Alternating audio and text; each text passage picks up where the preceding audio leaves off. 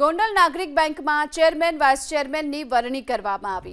નાગરિક બેંકના ચેરમેન અશોક પીપળિયાને 5 વર્ષ પૂર્ણ થતાં રાજીનામું આપ્યું હતું।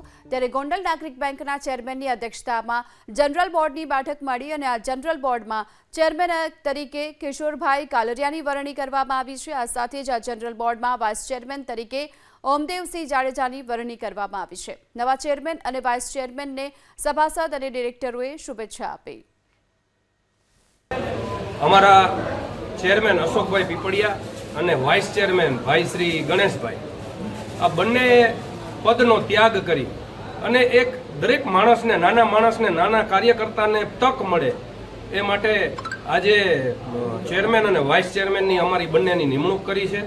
આ નિમણૂકે હું ધારાસભ્ય શ્રી ગીતાબા, માજી ધારાસભ્ય શ્રી જયરાજસિંહ, આ સૌનો ભારતીય જનતા પાર્ટી તેમજ એના કાર્યકર્તા, અમારા ડિરેક્ટરો, આ સૌનો અમે હૃદયપૂર્વક આભાર માનીએ।